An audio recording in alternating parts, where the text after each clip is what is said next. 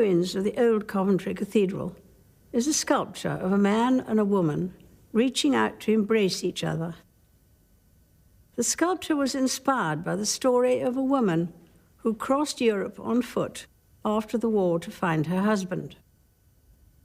Casts of the same sculpture can be found in Belfast and Berlin, and it is simply called Reconciliation.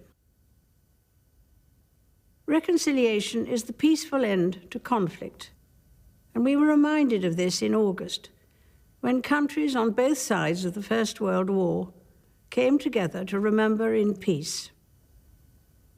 The ceramic poppies at the Tower of London drew millions, and the only possible reaction to seeing them and walking among them was silence.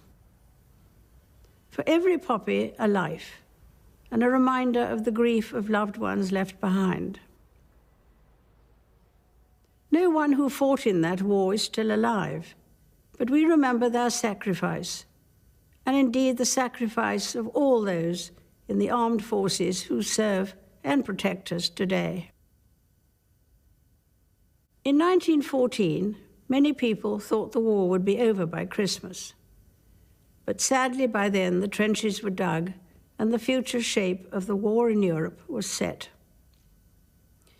But as we know, something remarkable did happen that Christmas, exactly 100 years ago today. Without any instruction or command, the shooting stopped and German and British soldiers met in no man's land. Photographs were taken and gifts exchanged. It was a Christmas truce.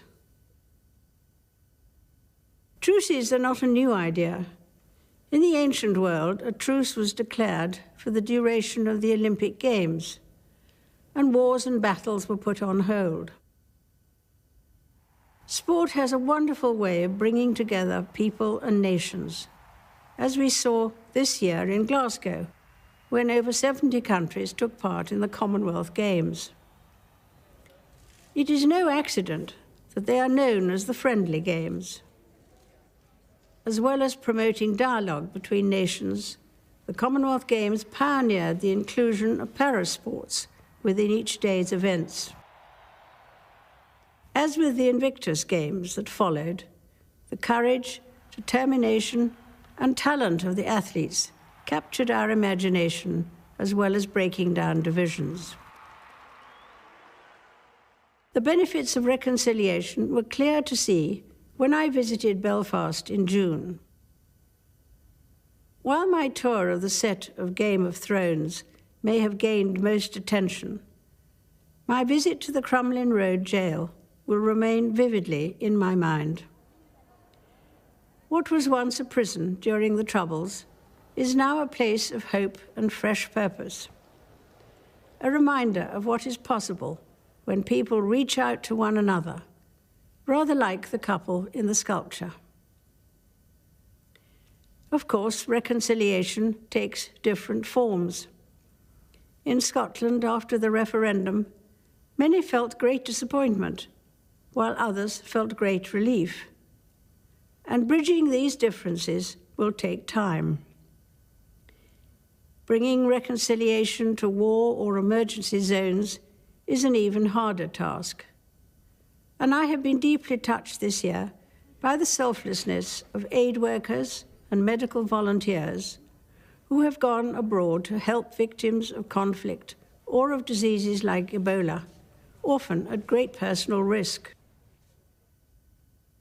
For me, the life of Jesus Christ, the Prince of Peace, whose birth we celebrate today, is an inspiration and an anchor in my life. A role model of reconciliation and forgiveness, he stretched out his hands in love, acceptance, and healing. Christ's example has taught me to seek to respect and value all people of whatever faith or none. Sometimes it seems that reconciliation stands little chance in the face of war and discord. But as the Christmas truce a century ago reminds us, peace and goodwill have lasting power in the hearts of men and women. On that chilly Christmas Eve in 1914, many of the German forces sang Silent Night, its haunting melody inching across the line. That carol is still much loved today, a legacy of the Christmas truce, and a reminder to us all that even in the unlikeliest of places, hope can still be found. A very happy Christmas to you all.